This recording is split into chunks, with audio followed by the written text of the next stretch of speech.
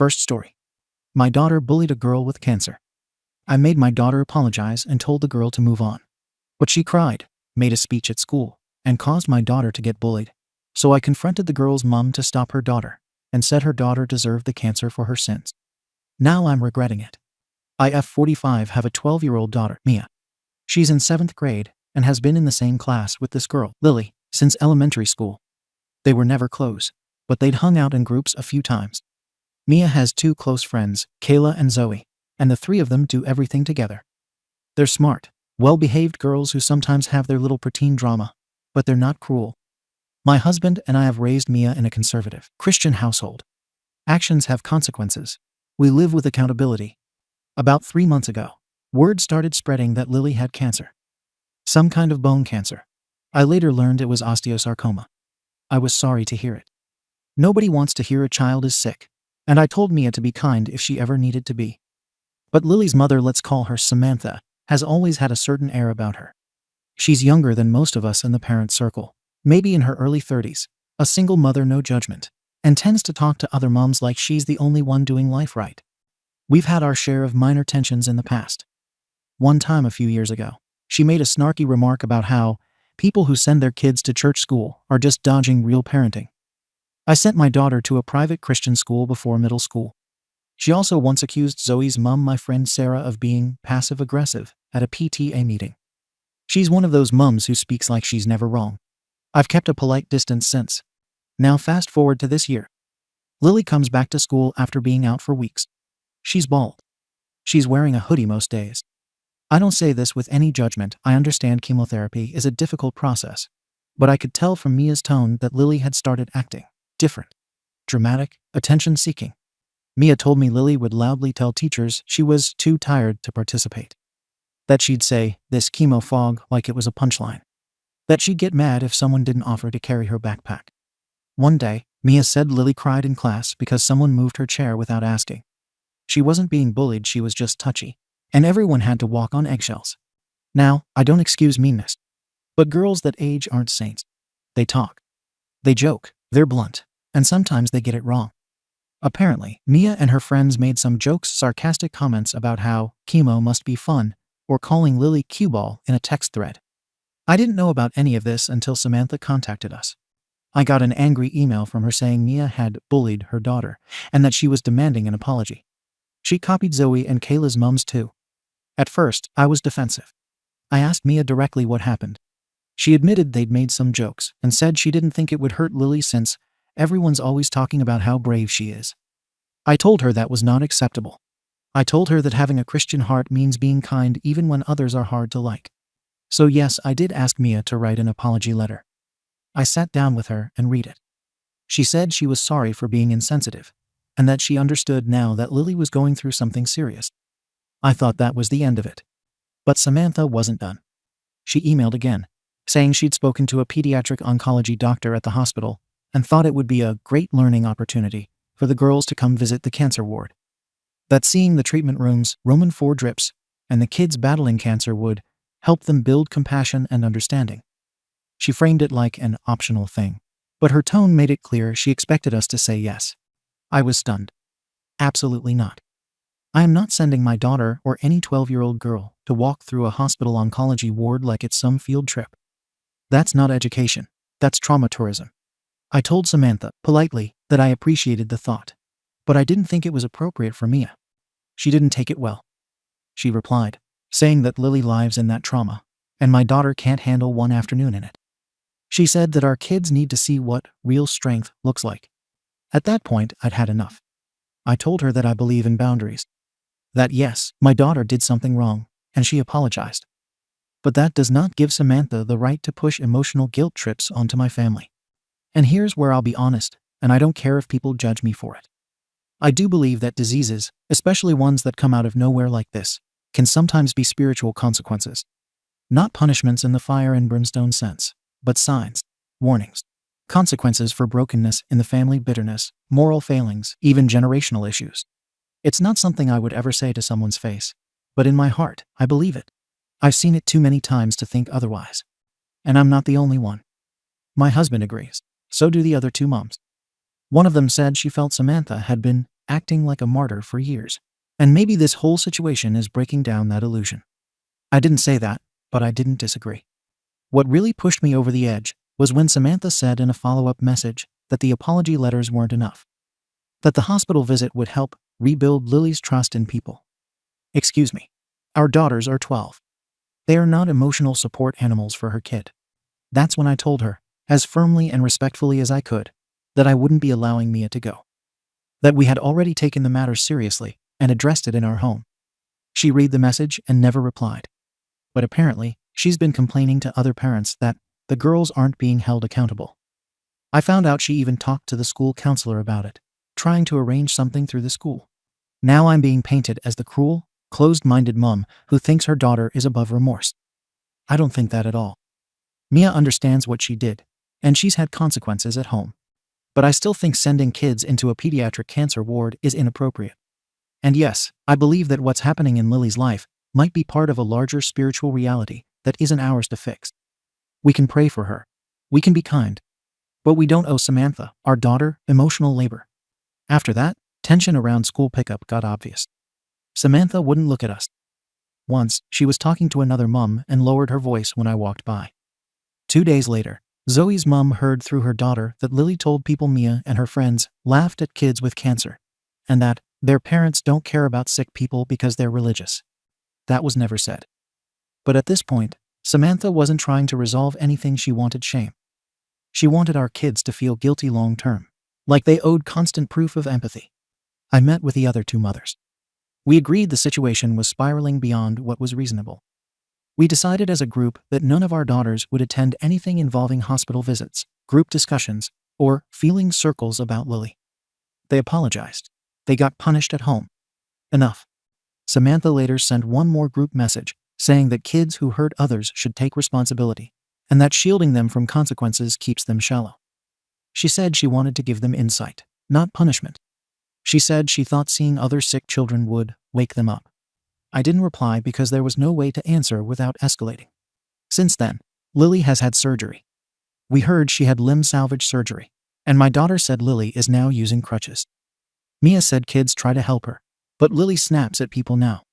It sounds like she's carrying anger and maybe looking for people to blame beyond her illness. I do feel bad she's suffering. I pray for her healing. But I don't believe exposing our girls to a ward full of children in pain is what God wants, especially when the motive felt more like forcing guilt than teaching compassion. I was raised to believe trials are either tests or consequences. If they're tests, they grow you. If there are consequences, they warn you. Either way, they belong to the person or family enduring them, not random outsiders who get dragged into it. We don't know what goes on in that home spiritually. Maybe it's generational sin. Maybe bitterness. Maybe pride. It's not our place to declare it, but we can observe and understand suffering isn't random.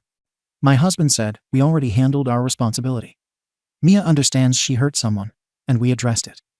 We're not going to make her carry a burden that isn't hers. She isn't going to view herself as someone who now has to pay off guilt by performing empathy on cue.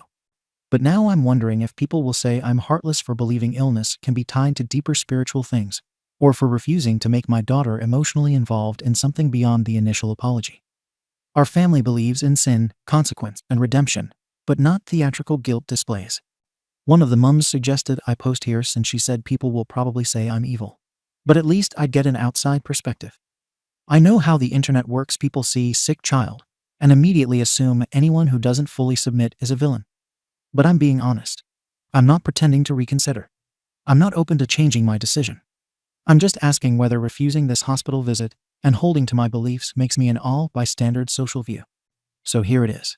Ada for refusing to let my daughter go on a hospital visit after she already apologized, and for believing that what happened to that girl isn't our responsibility to fix and may be spiritually consequential.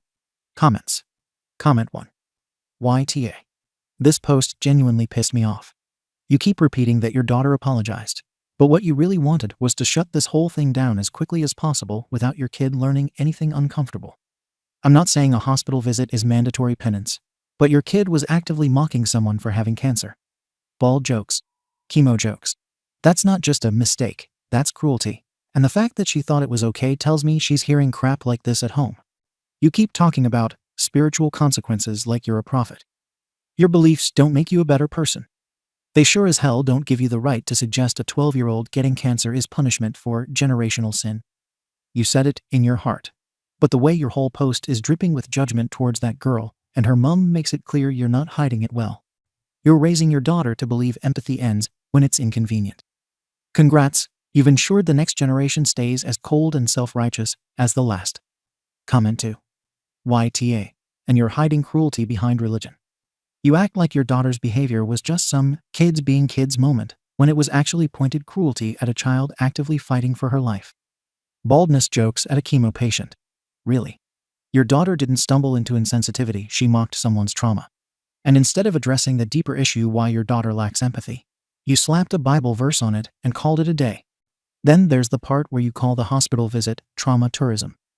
It wasn't a random ward visit for fun. It was suggested by a doctor as an educational experience to teach compassion. But you refused because you didn't want your daughter to feel bad. Sorry, but discomfort is sometimes part of growing emotionally. Also, that sickness comes from sin line? That's not spiritual belief. That's a scare tactic used to avoid acknowledging suffering exists randomly. You basically said the girl is spiritually tainted. If someone said your daughter got hit by a car because God was punishing your parenting, would you accept that quietly? You're raising a kid to believe suffering equals guilt, and kindness is optional if you pray about it afterwards.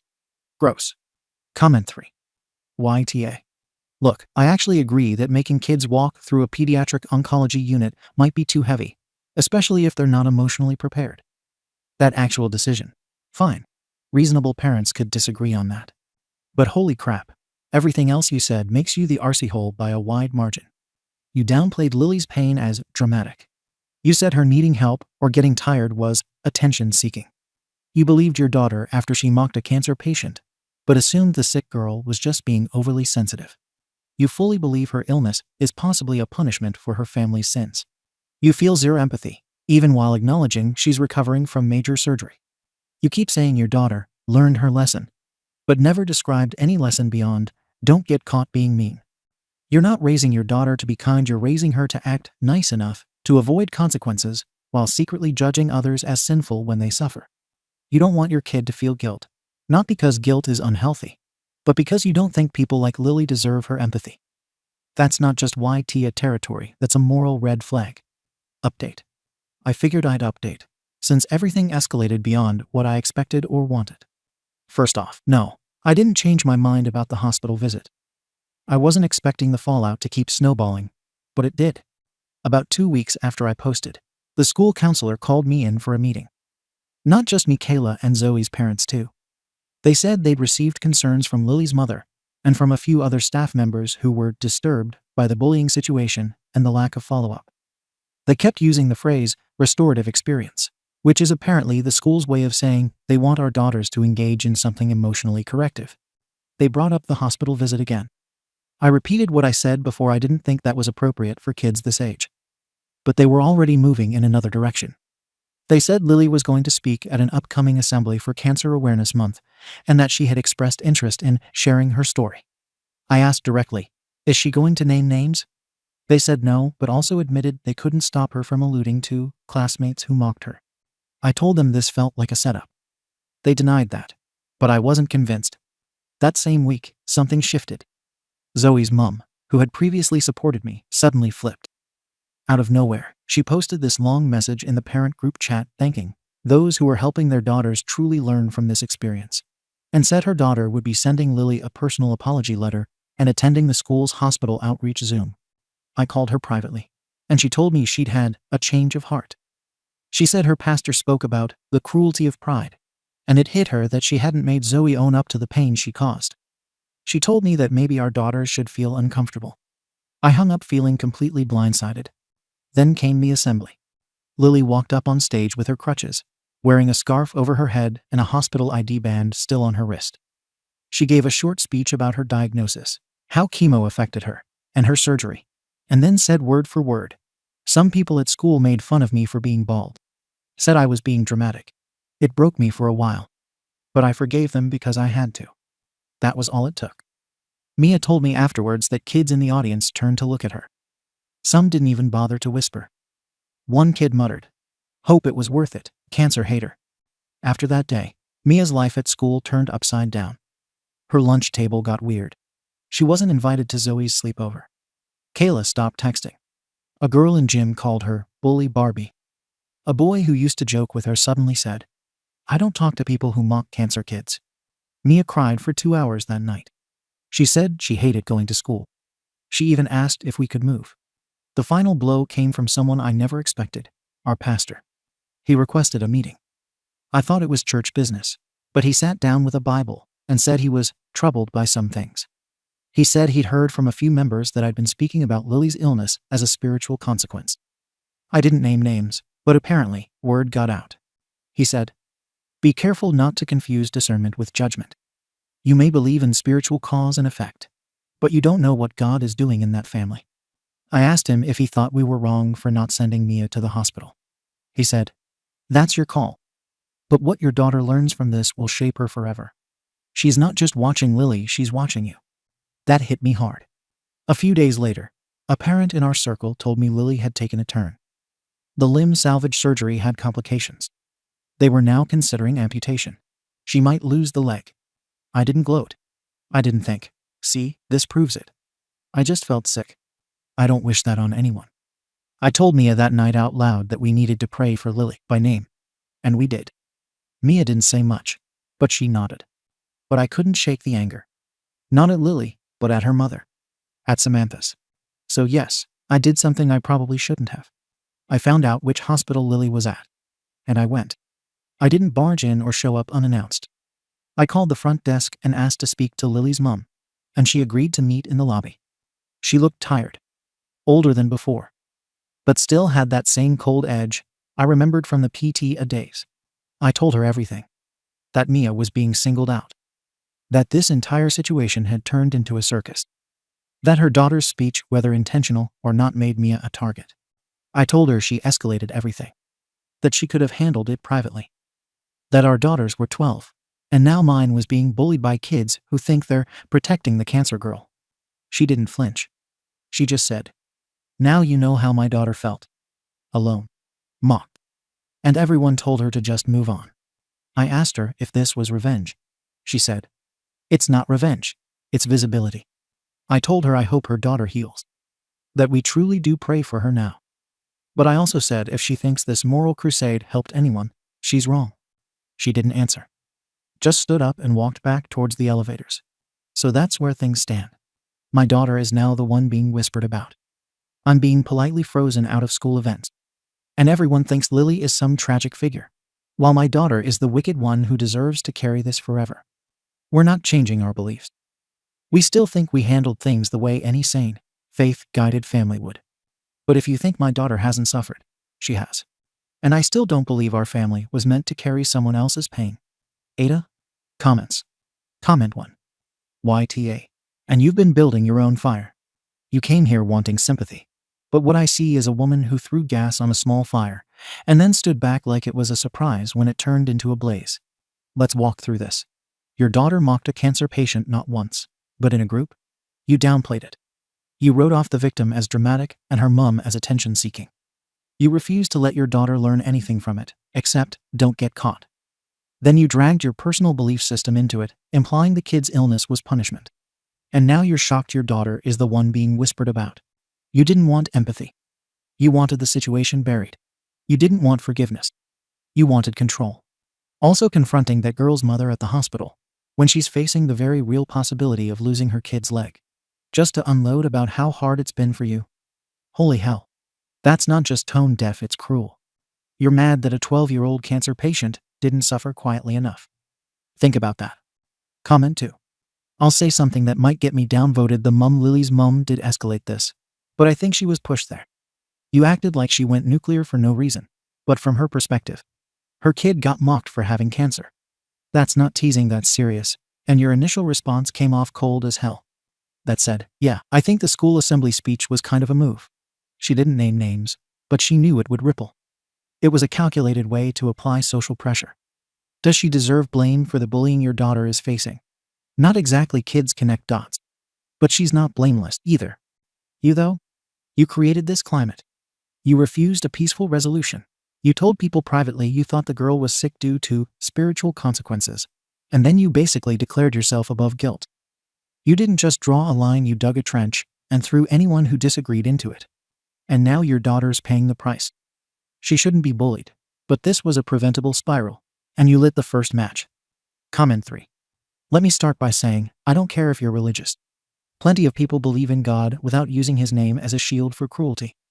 But you took a sick kid's trauma, filtered it through your own spiritual logic, and used that as justification to disengage from responsibility.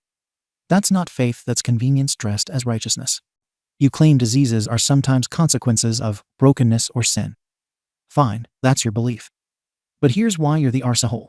You used that belief not to encourage compassion. This child needs prayer and love. But to create distance. Her suffering is not ours to carry. That's a moral cop-out. Also, let's not ignore that you confronted a mom at a hospital not to offer comfort or reconciliation, but to scold her while her kid might lose her leg. You went in with the energy of someone delivering a rebuttal, not compassion. You say, "We pray for her recovery now," like it's a checkbox item.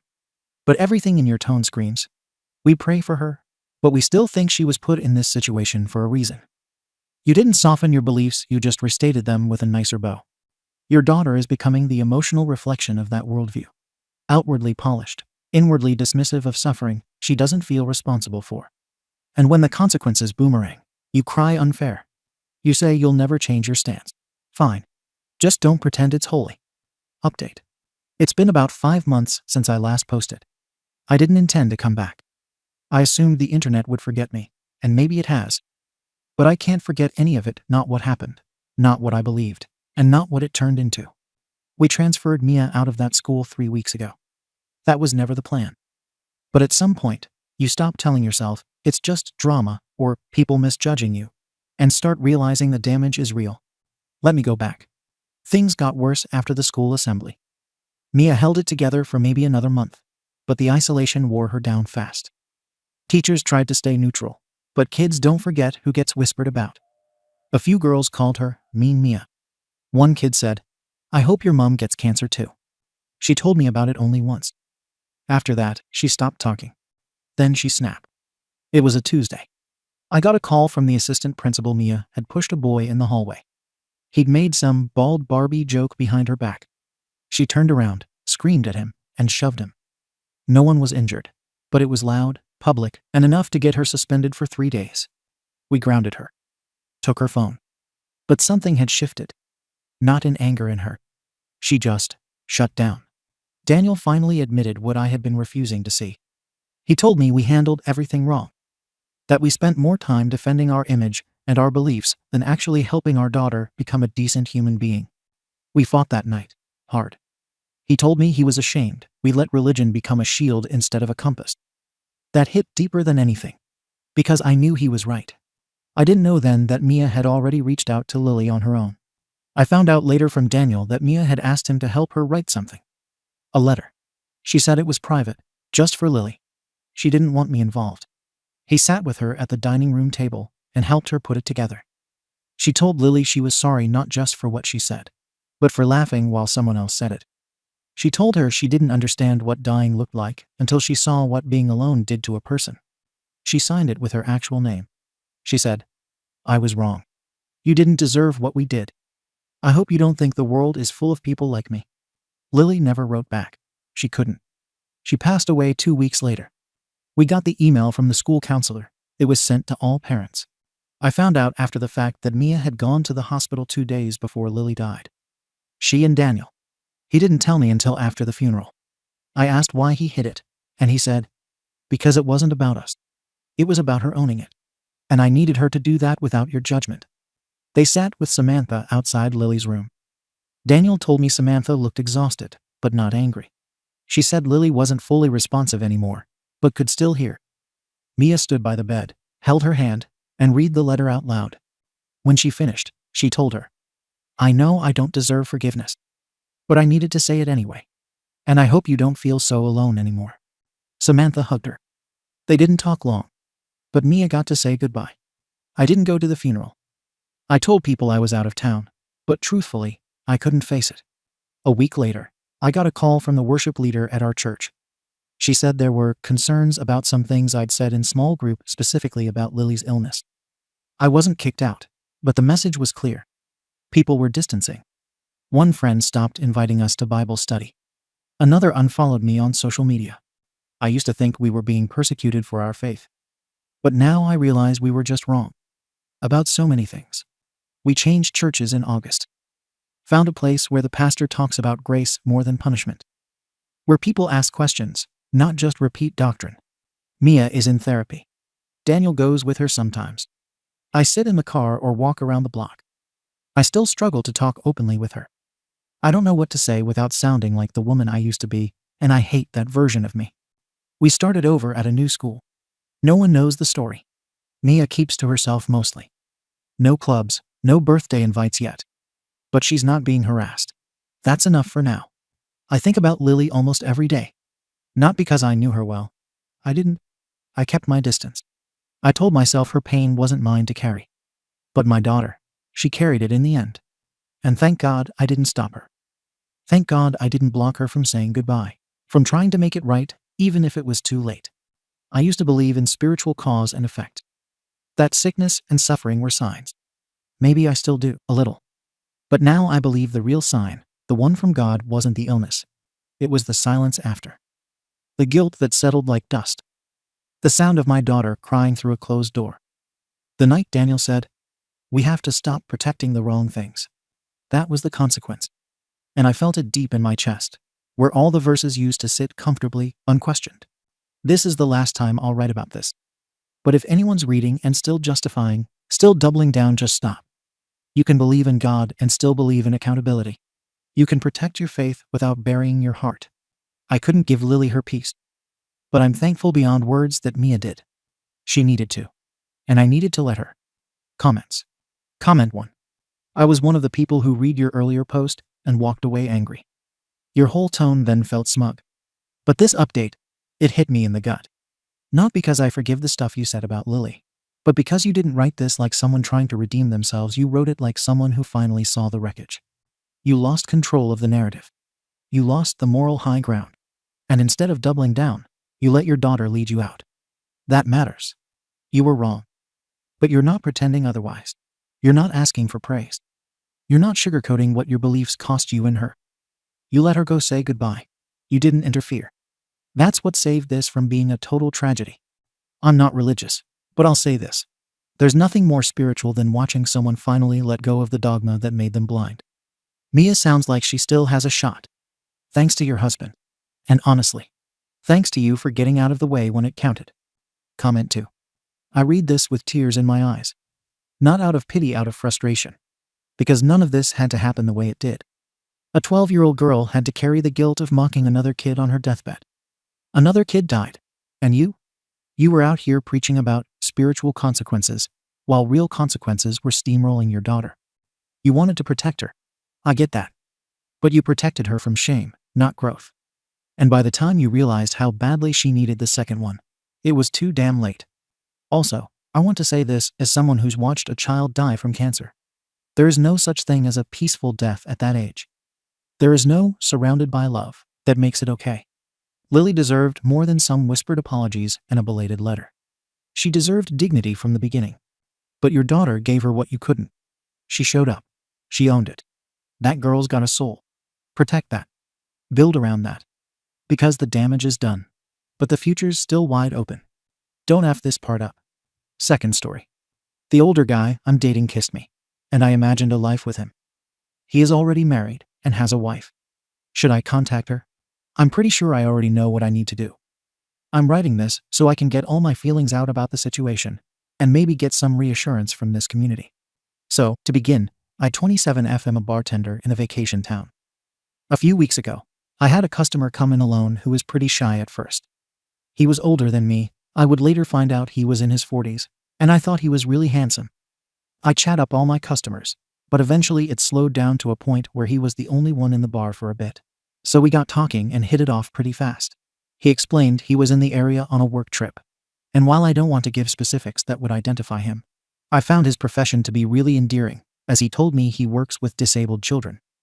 We got to know each other throughout my shift, and he gave me his number before he left for the night. I texted him the following morning, and we got to chatting pretty regularly. He came in again during my next shift, and afterwards texted me to ask if I'd like to go grab drinks somewhere. Though I wanted to, I had a flight for a wedding the next morning, and I needed to pack after work, so I declined. A day or two after I returned from the wedding, he let me know he was back in the area for work and asked again if I'd like to meet up for drinks. This time I said yes, and after I got out of work one night, I met up with him. Our texting up until this point had been vaguely flirty, but neither of us had admitted outright yet that we were attracted to each other, so whether this was a date or not was unknown. I've also never been in a situation like this where I was interested in someone 15 plus years older than me. At some point during our time together, I asked him if he was divorced, since it was hard for me to believe that he'd never been married before at his age, looking the way he did. He told me yes, he'd been married and divorced before to a woman he'd been with for over a decade. He made no mention of being with anyone else currently or being in any sort of open relationship. Throughout our time together, we got more flirty, and eventually I admitted that I hoped this was a date and that I was attracted to him. He let me know the feeling was mutual, and at the end of the date I asked to kiss him, to which he said yes. We kissed, and he asked if I'd come back to his hotel room with him. Because I had class the next morning, I politely declined, even though I wanted to say yes. We ended up going our separate ways, and ever since that night have been texting almost every day. Our conversations got progressively more suggestive, and though it didn't turn into full-as exting, it got pretty close. I was becoming more and more interested in him, and really looking forward to the next time he'd be in my town, so I could finally take him up on his offer to join him at his hotel. I noticed that while he really seemed to enjoy texting me, he didn't ask me many questions about myself like I asked questions about him. He told me a little about his life and his dogs, and that the next time he'd be in my town, he'd be bringing them with him. Out of curiosity, I asked who watched his dogs while he was on his work trips. He said friends watched them. I mentioned that maybe I could come visit him in his town at some point since it wasn't too far away. That way he wouldn't have to drive to see me or arrange for his dogs to be taken care of while he was gone. His exact response: "We could certainly work on that." That's when I got the gut feeling that wouldn't go away. It literally kept me awake until I pulled out my phone and got to investigating. I didn't know his last name, but I knew his first and where he worked, so I Googled that. I found him pretty quickly, and once I learned his last name, I looked him up on Facebook. I found his profile almost immediately, along with, you guessed it, his wife's. I sat up in my bed and just stared for a few minutes. The pictures from their wedding were posted just a few days over a year ago, meaning he was texting me about all the places he wanted to kiss me during their first anniversary. There's a lot I have to be grateful for here. I never slept with him, and I found out who he really was after only a few weeks. Based on what he told me about his job, his childhood, and his love of dogs, I truly thought he was a sweet, honest guy. Usually I'm very good at picking up when people are lying, as I've been gaslit and manipulated in romantic relationships before. I know this is how every Reddit post of this nature goes, but with him, I really believed everything he said.